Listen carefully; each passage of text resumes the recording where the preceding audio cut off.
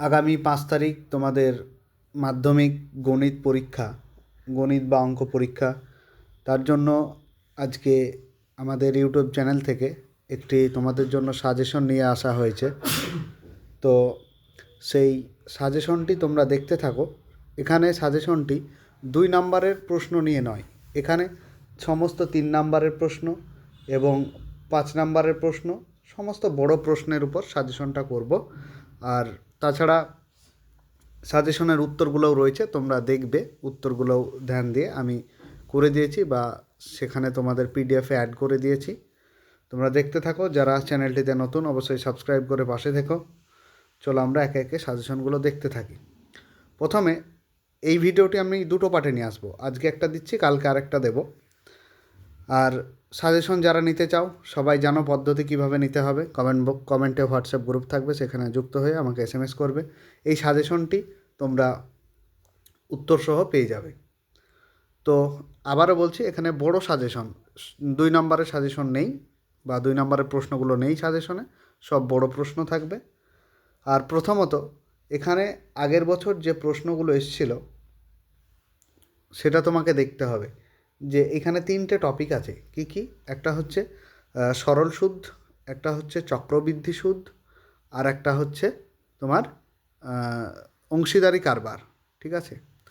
তো সমাহার বৃদ্ধিও থাকে সেখানে। তো এখানে আগের বার এসেছিলো তোমার সরল সুদ এসেছিলো, তাহলে এবার সবচাইতে বেশি জোর দেবো আমরা চক্রবৃদ্ধি সুদ এবং অংশীদারি কারবার, সমাহার বৃদ্ধি, এই সবগুলোতে।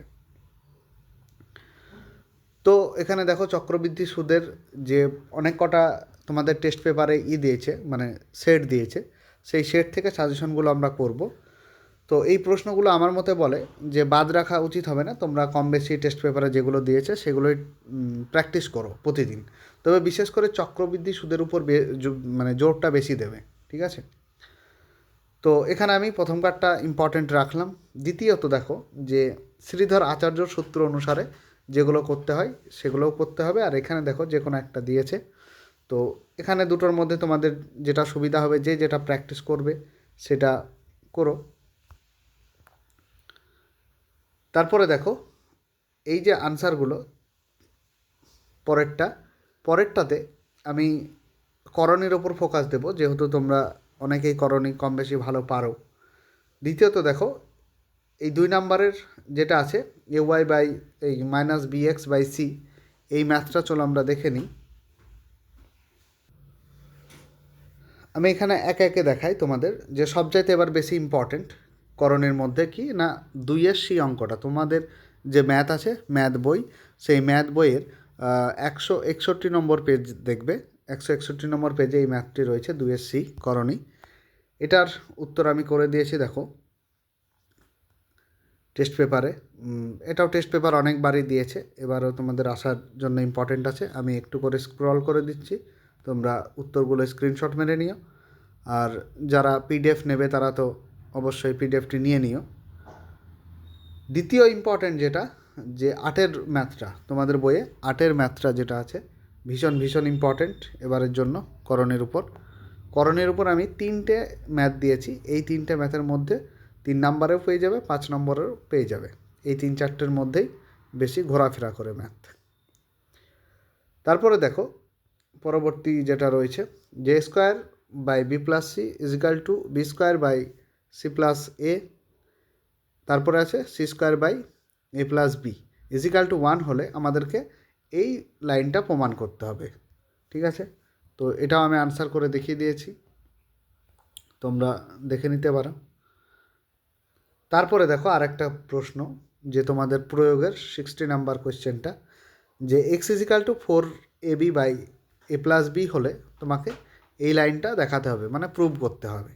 ঠিক আছে? যে a ≠ 0, b ≠ 0 এবং a ≠ b, এই জিনিসটা তোমাদেরকে প্রমাণ করে দেখাতে হবে। তো এখানে আনসারটা দেওয়া রয়েছে, তোমরা দেখে নিতে পারো। পরবর্তী দেখো 62 নম্বরের প্রয়োগটা ভীষণ ইম্পর্ট্যান্ট, তোমাদের টেস্ট পেপারে কম করে না হলেও 6-7 বার দিয়েছে, ওই জন্য তুলেছি, যেগুলো খুবই রিপিটেড। তো এখানে bz/cy/b - c = cx minus a z by c minus a হলে আমাদেরকে দেখাতে হবে যে প্রত্যেকটা অনুপাত a y minus b x by a minus b, তাহলে এটা আমাদেরকে দেখাতে হবে। এটা অনুপাত এবং সমানুপাতের উপর ওই চ্যাপ্টার থেকে তোমাদের এটাও তোলা হয়েছে, দেখতে পারো। 62 নম্বরের পর দেখো 61 নম্বরের যে প্রয়োগটা, এটাও ভীষণ ইম্পর্টেন্ট, টেস্ট পেপারে 5-6 বার তুলেছে, যেগুলো বেশি বেশি রিপিট হয়েছে সেগুলোই তোলা হয়েছে। এরপর রাশিবিজ্ঞান থেকে আমি কিছু তুলেছি। রাশিবিজ্ঞান থেকে যে স্ট্যাটিস্টিক যেটা বলছে, এখানে তোমাদের 364 নম্বর পৃষ্ঠা দেখবে। 364 নম্বর পৃষ্ঠারের যে 7 নম্বরের কোয়েশ্চেনটা ভীষণ ভীষণ ইম্পর্টেন্ট এবারের জন্য, 2026 সালের জন্য। ঠিক আছে, এটা আনসারটা আরেকবার দেখে নাও। তারপরে দেখো প্রয়োগ 35 যেটা তোমাদের 363 নম্বর পৃষ্ঠারে রয়েছে ম্যাথ বইয়ে। এটা প্র্যাকটিস করে রাখতে পারো। মানে আমি এখানে যে 17-18টা ম্যাথ তুলেছি, এইগুলো মাস্ট তোমাদেরকে প্র্যাকটিস করতেই হবে। এগুলি ছাড়া তোমরা হলে অবশ্যই কেউ যেও না, কারণ এগুলো বারবার রিপিটেড এবং ইম্পর্টেন্ট। এটা 3 নম্বরের জন্য, এটাও স্ট্যাটিস্টিক্সের চ্যাপ্টার থেকে তোলা হয়েছে, রাশিবিজ্ঞান থেকে। 5 নম্বরেরটা একবার দেখে নিও। এরপর দেখো 6 এখানে একটা পরীক্ষায় 80 জন ছাত্রছাত্রীর প্রাপ্ত নম্বরের পরিসংখ্যা বিভাজন তালিকা, এখানে সংখ্যাগুলোর মান বের করতে বলেছে। এখানে তোমাকে যে কোনো একটা নাম্বার দিয়ে দিতে পারে, কিন্তু ম্যাথটা এই ধরনেরই থাকবে। ঠিক আছে, এখানে তোমাদের টেস্ট পেপারে এখানে কোনো জায়গায় 200 জন দিয়েছে, কারো মিডিয়াম বা মধ্যমা বের করতে বলেছে, কারো মোড বের করতে বলেছে, কারো মিন বের করতে বলেছে। এই ধরনের জিনিসগুলো তোমরা একটা একটা করে প্র্যাকটিস করে রাখবে। সবচাইতে গুরুত্বপূর্ণ বিষয় যেটা উপপাদ্য এবং হট টপিক, তোমাদের এখানে যে কটা দেওয়া হয়েছে 5-6টা, এর বাইরে একটাও আসবে না। তো তোমরা দেখতে থাকো।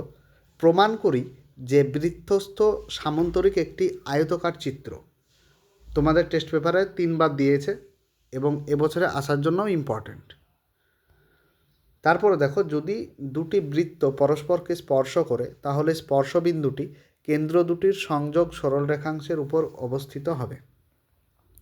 এটাও ইম্পর্ট্যান্ট। দেখো, যারা এই সাজেশনগুলো নিতে চাও, তো আবারও বলছি, সাজেশনটা 3 এবং 5 মার্কসের সাজেশন। এখানে 2 নম্বরের সাজেশন নেই, শর্ট কোয়েশ্চেন নেই।